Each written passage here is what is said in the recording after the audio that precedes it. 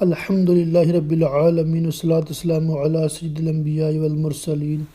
اما بعد فاعوذ باللہ من الشیطان الرجیم بسم اللہ الرحمن الرحیم۔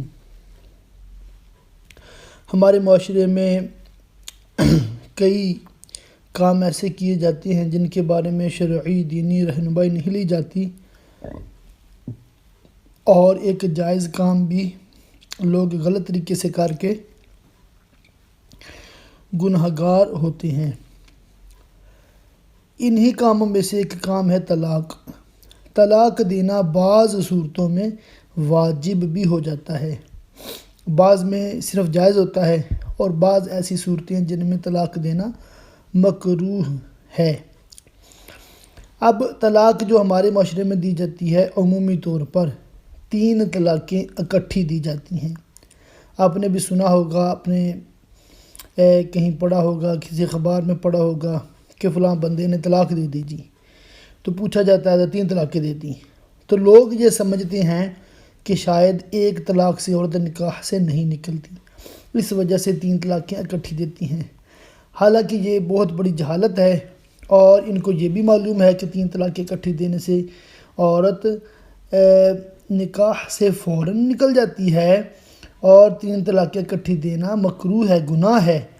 اور 3 طلاقیں اکٹھی دینے سے ایک یہ بھی مصیبت ہوتی ہے کہ عورت عدت گزارنے کے بعد جب تک کسی دوسرے مرد کے ساتھ نکاح نہ کر لے، اس کے ساتھ ہم بستری نہ کر لے، پھر وہ دوسرا مرد اپنی خوشی سے اس کو طلاق نہ دے دے، اور جو اس کی شرائطیں پوری نہ ہوں، اور دوبارہ عدت گزار کے اور پہلے سے دوبارہ یہ نکاح کر سکتی ہے، تو یہ ایک پروسیس ہوتا ہے جسے حلالہ کہا جاتا ہے، اور یہ بڑا ہی اذیت ناک پروسیس ہے، اور بڑا ہی اس میں پرابلم ہوتی ہے، کوئی بھی اس کو پسند نہیں کرتا، اور یہ طریقہ جو ہے یہ بطور سزا رکھا گیا ہے مرد کے لیے۔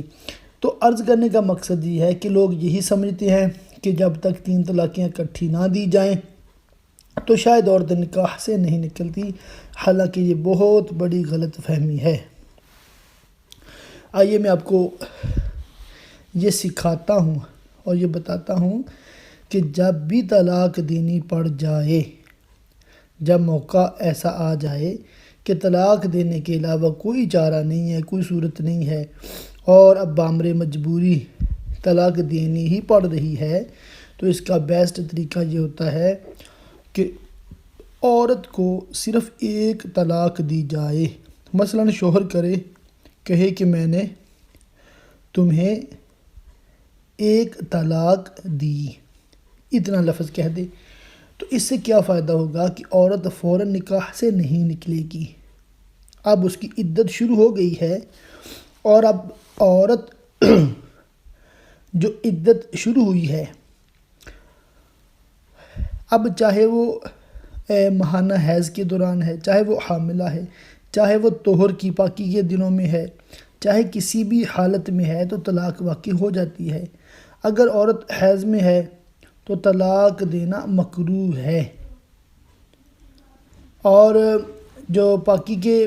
دنوں میں اگر دی جائے تو یہ ایک پراپر طریقہ ہوتا ہے، اسی دنوں میں دینی چاہیے، مگر ہر صورت میں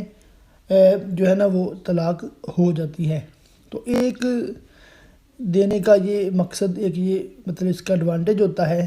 کہ جب تک عدت پوری نہیں ہو جاتی، جو کم و بیش 3 ماہ ہوتی ہے، تو یہ اس کا فائدہ رہتا ہے کہ عورت کا جو نکاح نہیں ٹوٹتا، بلکہ مرد عدت کے دوران جب چاہے رجوع کر سکتا ہے۔ اور رجوع کا طریقہ بہت سمپل انداز میں اگر آپ کو میں سمجھاؤں کہ مرد عورت کو کہے میں نے رجوع کیا، بس اتنا کہنے سے رجوع ہو جاتا ہے۔ تو اس طرح جو ہے وہ کہنے سے بھی رجوع ہو جائے گا، اور میاں بیوی دوبارہ وہ اپنا زندگی اکٹھی گزار سکتے ہیں۔ اور اگر عدت گزر گئی تو کیا ہو جائے گا کہ مرد اور عورت اگر رضامند ہوں تو عدت گزرنے کے بعد بھی زندگی میں جب بھی چاہیں دوبارہ نکاح کر سکتی ہیں بغیر حلالے کے۔ بغیر حلالے کے دوبارہ نکاح صرف اس صورت میں ہو سکتا ہے کہ جب عورت کو ایک طلاق دی گئی ہو یا 2 طلاقیں دی گئی ہوں۔ تو یہ ایک معلومات تھی جو اب تک میں پہنچانا چاہتا تھا۔ اس کے بارے میں آپ بہار شریعت کے جو 8واں حصہ ہے طلاق کا بیان، اس سے طلاق کے مسائل ضرور آپ سیکھیں، اس کے بارے میں کافی تفصیل ہے۔ اور آخر میں یہی عرض کروں گا کہ جب بھی طلاق دینے کی نوبت آ جائے 3 طلاقیں نہیں بلکہ صرف 1 طلاق دی جائے۔